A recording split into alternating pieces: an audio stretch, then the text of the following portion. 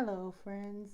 My name is Miss T, and I wanted to come on here and share a story.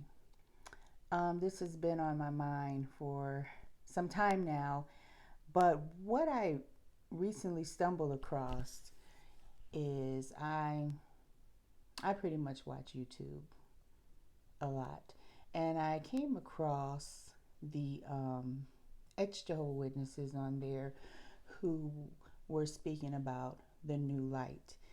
And I've been out of the religion I stopped going like in the early 2000s. So, it was kind of new information for me because I don't attend, so I didn't know, all of this other stuff was going on. But I come to realize that there are a lot of Jehovah's Witnesses that are leaving the religion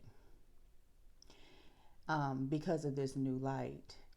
And just from what I get out of what the new light is, I'm not going to really elaborate on it, but it's basically saying that um, the Watchtower Society was received, they were wrong about the information, misinformed. Usually it's like the society is what we call them, an organization. They were guided and directed by God. So whatever came out in the watchtowers about anything, the faithful and discreet slave was, guided by God in order to give this information to the people. And a story came to my mind. I'm just going to tell you the story. When I was little, my grandmother passed away when I was 3 years old. And I remember going upstairs when I went to her house. The last place I remember seeing her was laying in her bed. When I would jump on her, my mama told me how you would jump on her and whatever. And, she was holding me. I guess, I was really close to my grandmother at that time. I was 3. But the last place I remembered her being is in her room, in her bed. And even though I went to her funeral after she passed away, I really, to this day, don't remember going to her funeral. But I remember being told that by my mom and my grandfather. They both said, "You'll see her again when she's resurrected in the new system. You will see her again." You know, so as a 3-year-old, I took this to heart. I'm going to see her again. And I would go, every time I would go visit my grandfather, which wasn't that often. So when I went to go see him, of course, I was excited about going back to his house. And I would always get in the house, I would run up the stairs to my grandmother's bedroom, hoping that she was alive, hoping that I'll get a chance to see her because that's what I was told. And this went on for a while. I don't know how old I was when I actually stopped running up the stairs every time I went to my grandfather's house, hoping that I would see my grandmother again, hoping that she was resurrected. And I never did. So, well, as the years as the years went on, I had studied the Bible, learned more about it. My mom really wasn't active in the religion, but my grandfather was, and I had a great aunt who was. So I would always visit them. I would go to the assemblies with them. I've always remembered going to the assemblies with them.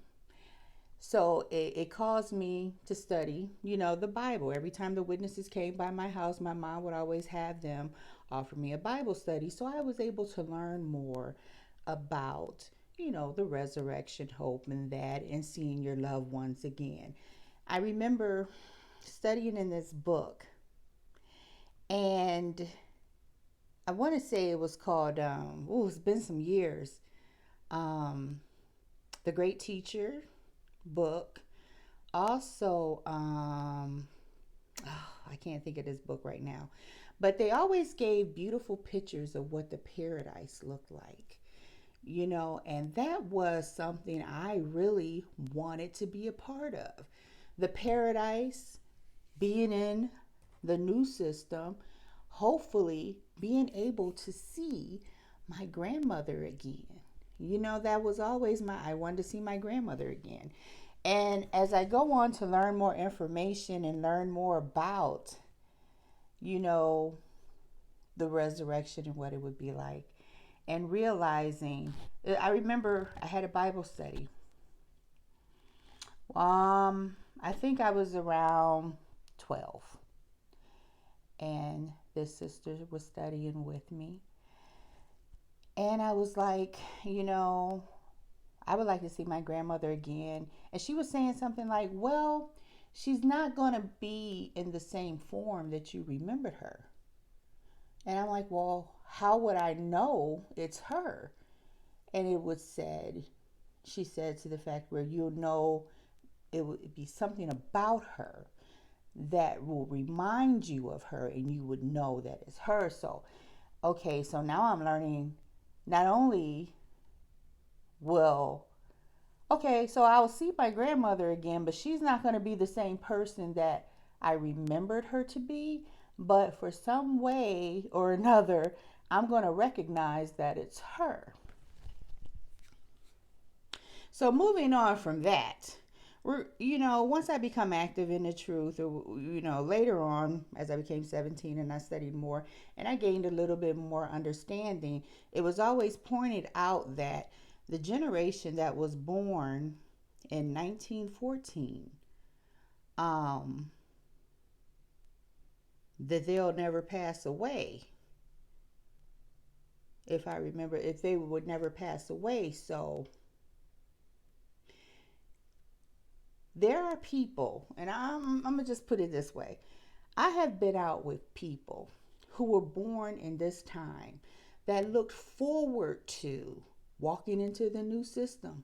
I remember working out in field service with a sister, and she would always say, I'm going to walk right into the new system. She did not ever think that she would pass away, because she believed that being that she was within this timeline of witnesses that was born from 1914 on would be the generation who would never, pass away. And if they did, they wouldn't, be dead for long, be a resurrection. But some actually looked forward to walking into the new system. She always said, I'm going to walk right into the new system. Well, that sister has been dead about 10, 15 years now. And even with my grandfather, I can remember him, he never really spoke much about it unless I had questions and we talked about it. He really didn't leave the house as much, so he wasn't going out in field service and attending all the meetings. I was living with him at a period of time because he needed help. So I stayed with him and helped him where it was needed. And I remember one time he was walking up the steps, and I was in the bed, and the stairs was right, down from right next to my room. So I can hear him coming up the steps. And he was saying, it was like he was struggling to get up the steps. And he was saying, please, Jehovah, please help me get up these steps. He was like, I don't want to die, Jehovah. Please help me get up these steps. I don't want to die, And he had bad knee problems, and he had a hard time walking up the stairs.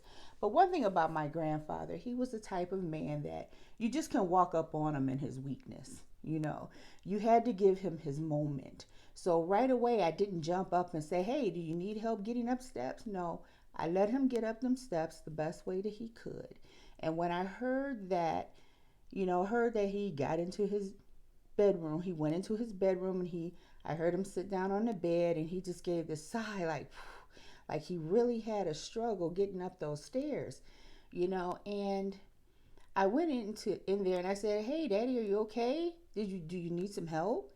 And he was like, no, I just had a rough time getting up them stairs, but I'm okay now, And so, I waited until he laid down, got into the bed and everything, and he rested.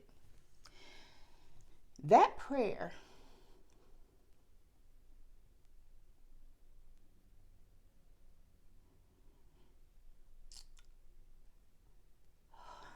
sorry, that prayer that he gave coming up those steps, he was like,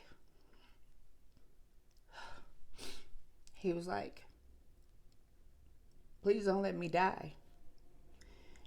I don't want to die. At that time, he was like 80 some years old, and that was in around the mid 90s. And it tore me up inside. And to think that they have this new light, and I'm just talking from what I've learned. I'm just saying, how it sounds to me. Oh, we made a mistake. We were given the wrong information.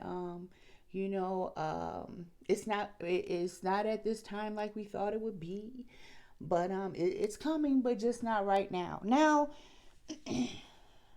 to tell that to a whole generation that look forward to never dying, walking into the new system. Shame on you, Watchtower.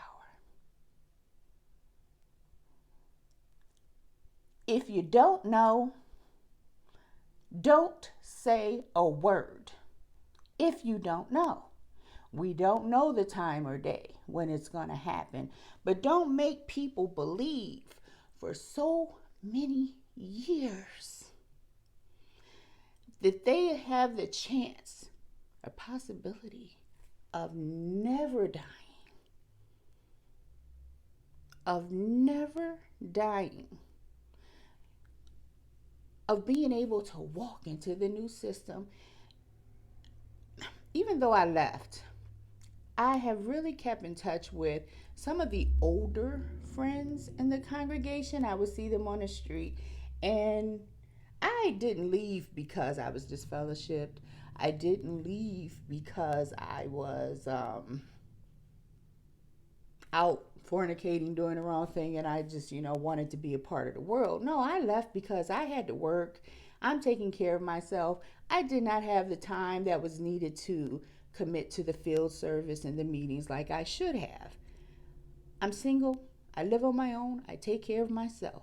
So I would see some of the older friends, and they would stop and talk to me. Some even offered me a Bible study, which I'm like, not at this time. I can't really keep having Bible studies about the same old thing over and over again. I know the information. I became baptized, and I was out there in the field service doing the same walk and the same talk as the rest of them when I could, but hearing about this whole new light thing and, oops, we made a mistake, or we thought, or maybe God, changed his mind, or he gave us the wrong information. I don't know how you want to put it. All I know is there were people that were in the truth that was faithful and loyal and really believed that they would be able to walk into the new system, that if they do pass away, that they wouldn't be dead for long, because we are in the last days and the system is going to end. So shame on you, Watchtower, for allowing the kid in me to believe that, my relatives wouldn't pass away. And definitely shame on you for allowing me to believe that I would actually see my grandmother again one day. She died when I was 3. I'm 51. And now I know there's not really a chance that I will ever be able to see her. And I never really thought about this until I heard all this information. And I didn't just get it from one source. Of course, I've researched and read and, and I couldn't believe it. And there are still some loyal and dedicated witnesses that are still sitting in the meetings to this day, out here preaching. And for people like me, It's like, wow, what a slap in the face. Like, this needs to be taken seriously. You made a mistake. God made a mistake. You've led people to believe that one day that they could actually walk into the new system, that they would never pass away. And now it was just something that I just couldn't get out of my head. And I thought I'd get on here and actually share how I felt about it. So I'm hoping that this information that I shared with you um, would help in some form, in some type of way, because I know I'm not the only one who felt this way or experienced this, but from what I am reading and catching up on and researching, wow, there's a lot of things. I mean, let's be honest. Most of us who have left, they left, we left because there was something personal going on, or it was something that we couldn't even raise or address within the organization, didn't quite sit right with us, so we left, you know. And we don't really speak on it. We go out and we live our lives and we really don't speak on it out of respect for our loved ones that are still in the congregation. And of course, we don't want to be out here bringing reproach on Jehovah's name. As we was taught, you kind of keep quiet and keep things a secret, but what a shame that all these people who passed away, who had that hope, may not even get it. It'll never happen.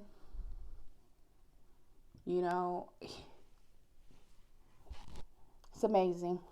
But I just wanted to share that. I'm not going to go on any longer. And give me your comments and how you really feel on this.